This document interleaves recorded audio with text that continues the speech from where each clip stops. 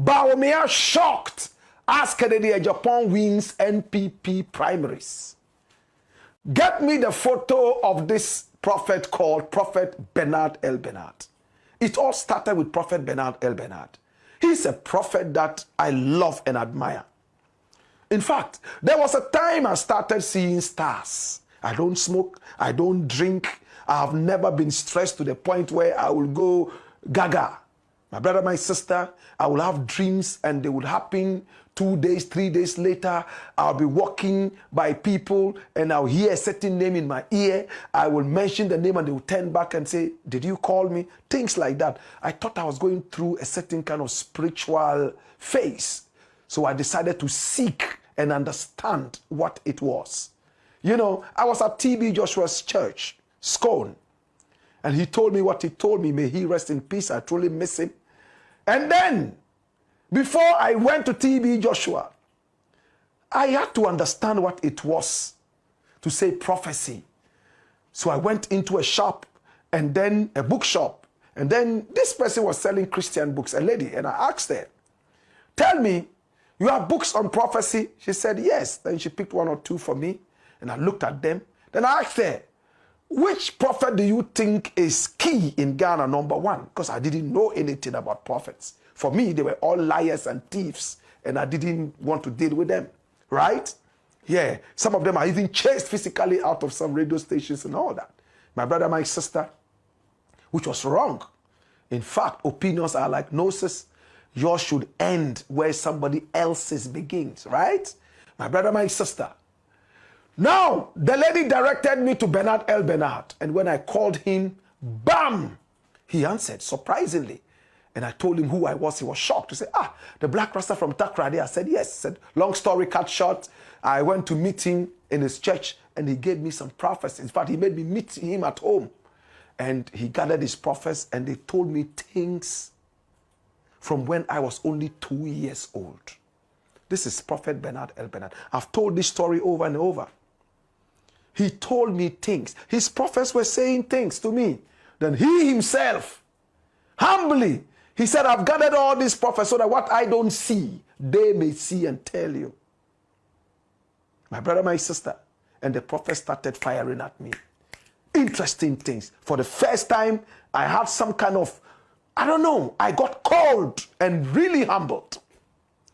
A lot of people say I am a humble soul when they meet me, but that day, I was truly humbled to the ground. When Bernard L. Bernard opened his mouth, he told me something that happened to me when I was only 2 years old. Me and my mother. I was just too young to even remember. So he asked me, is your mother alive? I said, yes. Please call her and speak with her. I called my mother, put it on speaker, and she confirmed. She said, yes, this was where it happened. It happened like this and like that. But your father told us never to tell you till you get of age. I said, but I'm 40 plus now. Why have you kept it? He said, it really escaped us. She told me this. It took Bernard L. Bernard to tell me that. He prophesied the coming of Mahama. He announced what time the results will be mentioned. Everything came to pass amidst all the insults. Hey! And then he rocked the hornet's nest. You understand that phrase, right? He rocked the honest nest. The hornet is a kind of bird. He rocked the nest. My brother, my sister, when he prophesied for Kennedy, Agyapong, a man many people see as a loose cannon. I have disagreed with him on so many different occasions, my brother, my sister. Oh gosh. Sometimes he can be careless. Other times he can just be abusive and insulting. In fact, Ahmed Swale's murder was hooked to his neck like an albatross. My brother, my sister, he struggled so hard to be able to clear his name. And that is still hanging around him. He and Anas, Admiral Anas, went into a hot tango. And Anas has gone back to court to sue him one more time for calling him a murderer. He is one of the guys standing for the NPP primaries for presidential position in the party. Interestingly, when he started, nobody gave him a chance. It was Bernard L. Bernard who prophesied. Many attacked him, and he told them, I saw my vision, and I'm telling you, why are you angry? You to go and see your vision. But Musah Danquah, the most credible pollster in our time, the most credible pollster, somebody who deals with election statistics and all that. This guy here, nobody gave him a chance when he predicted these elections using scientific analysis and statistics. Musah Danquah, my brother, my sister, has predicted again. Ha! And this time around, information reaching me has said that the Bawumia camp has become a volcanic hotbed. The crater has exploded and magma is splashing all over the place. What did Musah Danquah say? Look at the report. Watch this. Hey, a recent definitive poll by Global Info Analytics reveals a seismic, and when they say seismic, it has to do with volcanicity, earthquakes, and all that. My brother, my sister, a seismic shift within the New Patriotic Party. Now, the data conclusively demonstrates that the most popular candidate is not just a competitor, but is statistically the most popular candidate with the momentum required to secure victory in the 2028 general election. And it came out that it's a two-horse race. Agyapong can go and drink cocoa and sleep. He has no chance. Dr. Yao Osei Educhum can go and eat fufu and a Danquah and sleep. He does not have any chance. Including my very good friend K.A.A. Agyapong. He can go and smoke ntampi and sleep. He stands no chance. My brother, my sister, it's only two people who stand a chance. These two guys. And they are at each other's necks. Agyapong is not a man who wants to deal with statistics. He wants to go on the ground and break the ground. Agyapong is a man who is not interested in book long. He doesn't even like education.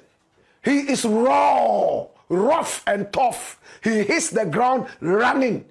Whilst Bawumia is busily speaking big English, Shakespearean English, he, if given the chance, he will speak pidgin to the people. Better still, Twi, where he's most fluent. My brother, my sister, Agyapong. Ha! Now look at what the information is in Musah Danquah's thing. My brother, my sister, flip it. It's a two-horse race. Flip the page. My brother, my sister. And look at what it gave. He interviewed 3,404 participants. And Bawumia had 1,705. Agyapong had 1,699. In terms of percentages, Bawumia has 50.09% ahead of Agyapong, who has 49.91. Now, if you decide mathematically, in fact, how do they call it, to approximate it to the next decimal, it means Kennedy also has 50%. But let's hear from Musah Danquah himself. He says the raw numbers from this two-way contest tell a story of stunning parity, which itself is a defeat for the perceived front runner and a victory for the grassroots champion. Serious. We have finished talking. He's saying that the raw numbers from the two-way contest tell a story of stunning parity, stunning, shocking parity. Like that, which itself is a defeat for the perceived front runner. You are the front runner. You are the one everybody is looking at. Now you are at par with the grassroots person who people say doesn't speak good English, he's abusive, he's running around doing nonsensical things, and so on and so forth. If he's at par with you, then you have lost. And it's not even time for the elections yet.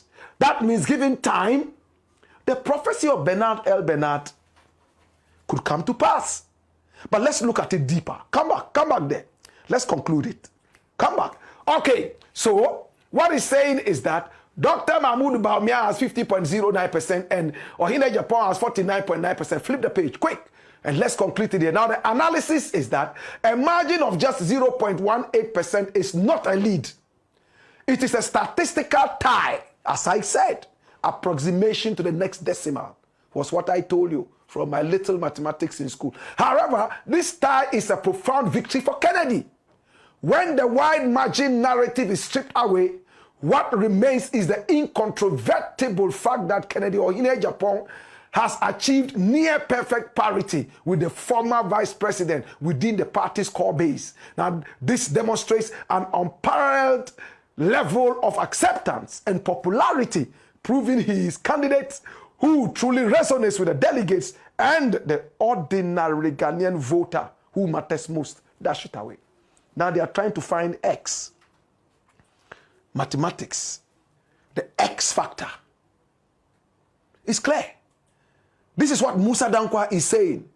He's predicted, even the Akwetia elections, when everyone said NPP was going to win, he predicted statistically, forensically, that NDC was going to carry the day for some reasons, and boom, it happened. This is science. It's not magic. It's not kanjori. Bawumia has been running diarrhea for the past 2 days since this thing came out. We wish him a speedy recovery. It's the Black Pots, a.k.a. Kukushono. Now the big question is, can Kennedy do well in the 2028 election? It will depend so much on what Mahama does with the 24-hour economy, with the issue of corruption and galamsey. Whoever inherits Mahama will inherit his sins as well. And again, will inherit his glory. That is why we are making sure that Mahama does the best so the NPP can be in opposition forever. I don't like that party.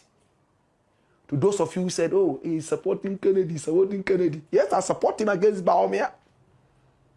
But when it comes to the main elections, I wish the NPP would be in opposition forever. I don't like them. And I've given my reasons. I'm entitled to them. It's the Black Pot, a.k.a. Kukushonomo, where we speak truth to power.